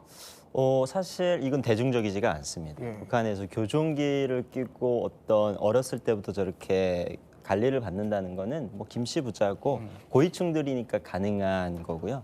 그리고 북한 주민들이 사실 교정기를 지금 껴서 김주의 모습이 변하는 거는 사실 남쪽에 계시는 이런 많은 전문가들보다도 잘 들여다보지를 못할 거예요. 그래서 저게 그렇게 큰 변화라는 거는 느끼지 못할 것 같은데 우리가 봤을 때는 사실 북한에 살다가 나왔을 때 저기서까지 저렇게 외모에 큰 신경을 쓴다. 이거는 북한에서 이제 후계자를 위해서 북한이 정말 세밀한 것까지 좀 준비를 하고 있구나라는 어떤 방 중에 하나인 것 같아요. 어쨌든 MZ들이 보기에 북한 MZ들이 보기에 김주애는 나도 못하는 머리를 기를 수 있고 가죽 점퍼를 입을 수 있고 그런데 교정도 할 수 있고, 자, 어떻게 보면 좀 특혜를 입고 있다라는 불만으로 이어질 수 있기 때문에 심상치가 않을 수 있다는 겁니다. 그러니까 이 세대가 점점 자라날수록 체제를 더 다 잡아야 되는 김정은의 속내도 상당히 복잡할 수밖에 없는데, 특히 이 MZ 세대가 이게 그러니까 우리 북한이 소위 알고 있는 그 배급으로 주는 그 배급 사회에 익숙하지 않고 오히려 더 장마당 세대에 익숙한 세대인 거잖아요. 그렇죠. MZ세대 자체가 80년대 태어난 이제 세대를 지칭하는데 북한이 고난의 행군이라 그래서 배급이 다 끊기고 대량 하사자가 생겼던 게 1990년대 중후반이니까 80년대 태어난 이 친구들이 10대 한참 이제 민감하게 먹을 것도 많이 먹고 뭐 사회 변화에 민감할 때 이런 배급 단절이라든가 이런 걸 맛봤지 않습니까? 그리고 그 당시에는 이제 국가 배급이 끊기면서 자기가 생존을 위해서는 장마당에 가서 어떻게 해서든지 먹고 살아야 되는 이런 상황이기 때문에 MZ세대의 특성, 노동당이나 김정은 정권에 대한 부채의식이 없는 거죠. 당신들이 해준 게 뭐 있냐? 나 장마당에서 내가 알아서 먹고 살았다. 이런 부분이 있고, 또 하나는 이제 장마당이 단순히 생활을 유지하는 생계의 차원만이 아니라 한류 문화나 이런 것들이 소통하는 장으로서 새로운 변화 또 외부 정보에 민감하게 대응하는 이런 세대로 자라난 거죠. 아니 그러니까 부채의식이 없다는 얘기예요. 그리고 자본주의 생리에 더 익숙하다라고 하면은 김정은에 대한 불만도 상당할 것 같은데요.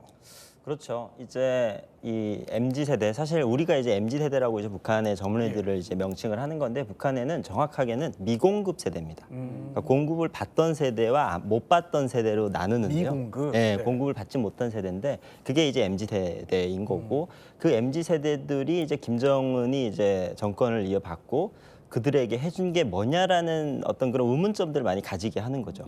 그들이 이제 국가로부터 받은 게 뭐냐, 우리가 국가로부터 받은 게 뭐냐, 그냥 우리는 생존을 위해서 살고 있다, 이런 것들이 나가고 있고, 그리고 심지어는 최근에 중앙당 제8기 4차 전원회의를 하고 있는 중에 평양의 이제 평촌구역의 한 아파트에 김정은 XX 인민들이 너 때문에 굶어 죽고 있다, 이런 낙서가 실제로 써붙였고, 지금 이게 보안 당국에서 뭐 지우기 작업에 들어가서 평양시를 아주 뒤집어 놓고 있는 정도로 이 MZ 세대들의 불만이 기존에는 속으로 생각으로만 이제 전해지다가 이제는 이렇게 외부로 이제 표현이 되는 게 북한의 변화라고 좀 볼 수가 있겠습니다. 아니 실제 저런 이제 낙서가 돌아다닐 정도면 민심이 심상치 않다라는 건데, 사상보다는 돈이 어떻게 보면 우선시되는 그런 세대인 것 같기도 해요.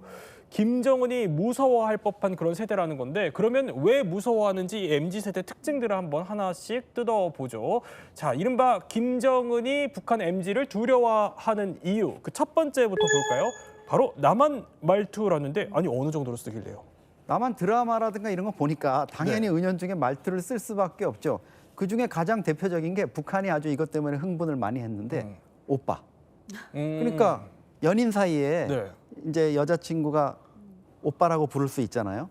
근데 이걸 가지고 북한에서 나온 그 교육 자료 보니까 영상으로 됐는데, 혈족 관계도 아닌 것들이 서로 오빠 동생 하면서 뭐 이렇게 흥분을 한 거 보면 한류 문화에 대해서 상당히 민감하게 받아들이는 것 같습니다. 통제가 전혀 안 되고 있는 것 같네요. 자, 그래서 우리가 북한 MZ들이 실제 사용하는 것으로 알려지고 있는 우리 말들을 한번 모아봤습니다. 보면은요, 남친 자기야 땡 팔린다. 제가 읽어드릴 수는 없습니다. 네. 그리고 글고, 그러니까 그리고의 줄임말이죠. 폭탄주, 싸가지, 몸짱, 얼짱, 뭐 하네요. 이거는 이제 굉장히 또 신기한 말이기도 한데, 강나라 씨, 이 말들 실제로 북한에서 써요? 네, 실제로 제가 있을 때도 북한에서 이제 핸드폰 문자 메시지로 주고받을 때 썼던 단어들이고요. 이 외에도 뭐 친구를 찡구라고 부르거나, 네, 아니면 아자아자 화이팅, 그리고 이제 오빠라든지 뭐 따랑해 이런 것들을 되게 많이 썼었어요, 실제로.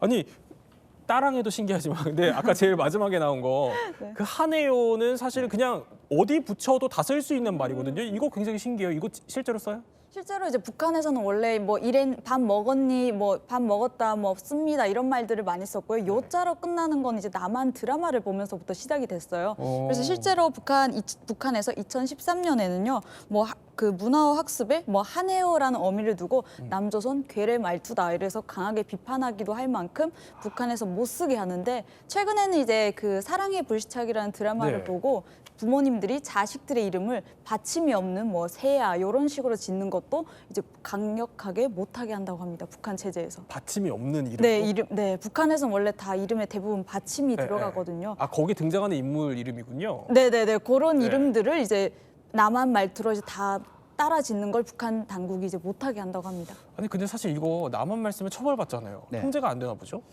지금 뭐 그 한 번 이 남한 드라마를 보고 버린 눈을 네. 어떻게 그걸 다시 잡겠습니까? 정말 뭐 누워도 그 드라마만 생각나고 이러는데 북한이 아무리 뭐 이런 것들을 단속을 하기 위해서 강력한 처벌을 하고 이렇게 해도 이게 안 잡히는 거죠. 뭐 특히 SNS가 없지만 문자라든가 이런 것들을 통해 가지고 이제 이런 걸 주고받는 거 이런 것들을 금하고 심지어 뭐 말투, 서체 이런 것까지 다 금지시키고 있지만 이게 통제를 되기는 이미 선을 넘은 거를 김정은이 제일 많이 알고 있을 것 같고요. 아마 높은 확률로 김주애가 그 모범을 보이지 않을까 이렇게 생각을 합니다. 자, 그런데 이 북한 MZ들 사이에서 한국어가 얼마나 퍼졌는지 아니 일부러 북한 말을 연습까지 해요? 네, 실제로 이제 북한에서는 친구들끼리 제가 학교 다닐 때까지만 해도 막 한국 말투를 네. 많이 따라했어요. 그래서 반에서 제일 잘하는 친구가 있어요. 그럼 그 친구가 되게 유행을 선도하는 친구거든요. 부러움의 대상이었는데 실제로 북한 당국이 이렇게 학생들이 많이 쓰다 보니까 남한 말이 아닌 북한 말을 이제 평양 말 이런 것들을 문화어를 배우는 시간도 이제 방과 후에 내올 만큼 북한에서 북한 말에 신경 쓴다고 합니다. 그렇군요. 자, 그러면 이렇게 북한 말을 두려워하는 건 알겠습니다. 남한 말을 두려워하는 건 알겠습니다. 자, 그럼 김정은이 두려워하는 이유, 북한 MZ를 두려워하는 이유 두 번째는 노트텔. 이건 뭡니까? 이렇게 딱 들으면 일단은 우리한테 굉장히 생소한 단어죠. 노트텔. 우리는 사실 쓰지 않는 전자제품입니다. 네. 이게 이제 중국에서 생산이 돼서 간단하게 이제 여기에다가 DVD. 이거군요. 네, 예. DVD나 아니면 USB 칩 같은 것들을 꽂아서 이제 영상을 시청할 수 있는 굉장히 작은 노트북 사이즈의 영상 기기예요. 네. 그래서 이게 이제 중국에서 북한으로 굉장히 많이 유입이 됐는데 이게 이제 북한에서 선풍적인 인기를 끌고 있습니다.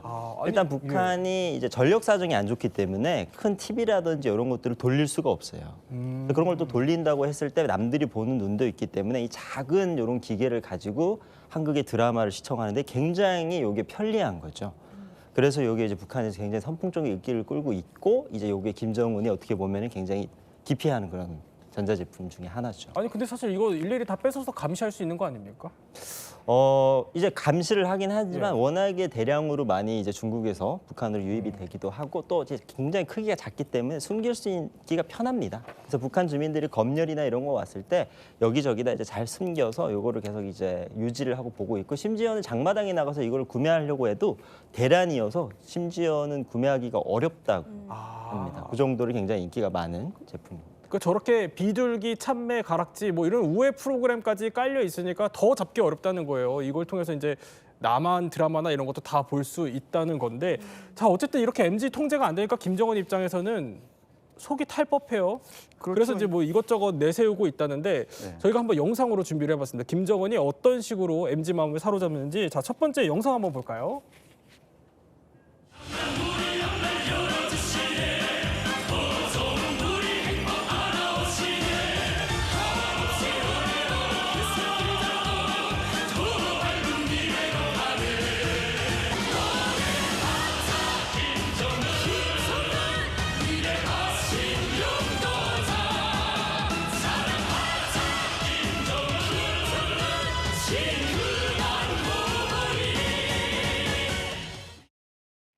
아니 그러니까 이제 선전선동에 있어서도 MZ 마음 한번 사로잡아 보겠다라면서 남한식 뭐 서구식 이런 촬영 기법들 다 도입하고 있다는 건데 자 근데 여기에 더해서 얼마 전에 평양에 PC방도 만들었거든요. 이것도 MZ 겨냥한 거네요. 그렇죠. 평양에 과거에 뭐 컴퓨터방이라 그래가지고 조금 인민문화공전이나 인민대학습당에 또 뭐 만경대 학생소년공전에 있던 거를 이제 신도시 자기가 유타운 만든 데다가 저렇게 PC방을 만들었어요. 지금 보면 PC방에 의자만 있어가지고 사실 컴퓨터가 없어가지고 좀 뭐 이게 뭔가 했는데 나중에 결국 보면 어디서 구해다가 이제 PC를 만들어 놨는데 PC방을 저렇게 공개를 했는데 저희도 무언 게임을 하나 보려고 봤더니 모니터 화면을 이렇게 모자이크를 많이 해놨어요. 지금 저기 보면은 뭔 게임을 하는지 알 수 없게 돼 있지 않습니까? 곰곰이 이유를 좀 생각해 보니까 일단 이 PC방이 우리 젊은 세대들이 보면 정말 경악을 할 텐데 PC가 저렇게 번듯하게 있는데 인터넷이 안 되잖아요. 지금 인터넷이나 뭐 이런 것이 없는 스마트폰이나 PC를 생각할 수 없는데 북한에서는 지금 청년들이 컴퓨터 게임을 하는데 그냥 인터넷이 연결 안 된 상태에서 뭐 벽돌 깨기를 하는지 모르지만 그런 것들을 지금 노출시키지 않으려고 저렇게 해놨는데 북한 MZ세대들이 한류 드라마나 이런 거 통해 가지고 뭐 롤 게임 하는 것도 다 알고 있을 거고 여러 가지 다른 정말 세계를 흔드는 이런 K 컬처를 맛보고 있을 텐데 저런 식으로 뮤직비디오나 먹통 PC방 만들어 가지고는 대책이 안 되겠죠. 근데 여기서 한 가지 주목할 게 있어요. 뭐냐면은 자, 김주애를 이제 우상화시키는 작업, 밑작업들이 곳곳에서 포착이 됩니다. 근데 여기에 PC방 이걸 좀 접목시킨 것 같아요. 뭐라고 하냐면요. 자, 핵을 만드는데 김주애가 동참을 했다 이렇게 선전을 하고 있다는 겁니다. 그런데 김주애를 컴퓨터, 그러니까 아까 봤던 그 컴퓨터 천재로 지금 묘사를 하고 있다는 겁니다. 컴퓨터 잘한대요. 근데 아니 이런 우상화 작업을 강나라 씨 믿겠어요? 저는 사실 안 믿을 것 같아요. 왜냐하면 저는 이제 북한에 살 때 컴퓨터 교육이 프로그램 수업에 있었는데 실제로 저희는 못 들었고요. 일반 학교 다닐 때. 그리고 북한에서는 워낙 이제 세뇌 교육을 많이 하다 보니까 뭐 김정은이 4살 때 탱크를 몰았다 이런 식으로 다 말하다 보니까 김주애도 솔직히 뭐 확인이 안 됐잖아요. 저런 말은 계속 할 수 있다고 생각이 합니다. 근데 박유성 씨 컴퓨터 천재일 수도 있잖아요, 진짜로. 아, 진짜로 그럴 수도 있죠. 왜냐하면 어렸을 때부터 많이 접해서 이제 일반 사람들은 컴퓨터나 인터넷에 일단 접하지 못하지만 김주애는 뭐 인터넷을 자유롭게 접할 수 있는 어떤 환경을 가지고 있어서 천재일 수도 있죠. 예, 그래서 이제 저렇게 홍보를 하는 건데 사실 이거는 북한이 전형적으로 지도자들을 내세울 때 하는 겁니다. 이 지도자들이 어떤 남다른 능력을 가지고 있다는 걸 북한 주민들한테 끊임없이 홍보를 해야 되기 때문에 또 제일 요즘에 북한에서 젊은 층들이 관심을 갖는 게 컴퓨터, 해킹 이런 거기 때문에 이제 김주애가 그걸 잘한다라는 걸 이제 북한 주민들한테 홍보하기 정말 적합한 소재죠. 그래도 뭐 5살 때 운전했다는 것보다는 조금 더 설득력이 있어 보이기는 합니다만 좀 나아지고 있습니다. 그런데 이제 김정은이 MZ들을 더 두려워할 수밖에 없는 게 지금 북한 밖에서 전 세계적으로 MZ세대가 정부를 향해서 반체제 운동을 벌이고 있습니다. 세상을 바꾸고 있는 건데요. 자, 그 나라를 한번 정리만 해봐도 상당히 많습니다. 보면은 뭐 곳곳에서 지금 다 이렇게 전 세계적으로 MZ세대가 시위를 주도하고 있는데 이영종 박사, 이걸 보고 김정은도 느끼는 바가 클 것 같아요. 정말 심각하다고 느낄 겁니다. 작년 9월에 네팔에서 벌어진 일이야 뭐 그렇다 할 수 있는데 12월에 지금 이란에서 상황이 터졌잖아요. 이게 이란은 다른 국가들 달리 신정체제 국가고 북한이랑 좀 유사하고 친밀감도 있는데 지금 알리 하메네이가 뭐 해외로 망명할 것 같다는 얘기도 나오고 저기서도 지금 청년층이 주도해가지고 반체제, 특히 경제에 대한 불만이거든요. 식량이라든가 민생이 안 되는데 왜 해결 안 하느냐 이런 부분이기 때문에 이거 정말 한국으로 아니 북한으로 밀어닥치는 거 아니야? 이런 생각을 김정은이가 좀 우려를 하고 있을 것 같습니다. 어떻게 볼까요, 김정은이 지금 MZ세대들을? 김정은이 지금 세계 각국에 일어나는 모든 일들을 본인한테 맞춰서 보는 것 같지는 않아요. 왜냐하면 정확하게 이 지금 모든 MZ세대들이 일어나고 있는 세계 다른 나라 일들과 북한의 MZ세대든 인터넷이라는 게 딱 다르게 하고 있습니다. 그러니까 북한의 젊은이들은 외부를 볼 수 있는 눈이 아직 없기 때문에 김정은 아직 약간 안심을 좀 하고는 있을 것 같은데 이게 이제 인터넷이라는 게 북한에 보고되는 순간 똑같이 이런 상황이 일어날 것 같으니까 김정은은 더더욱 앞으로 외부 정보를 더 철저하게 차단할 가능성이 더 크죠. 그렇군요. 또 언제까지 김정은이 안심할 수 있을지 더 지켜봐야 될 것 같다 이런 생각이 듭니다.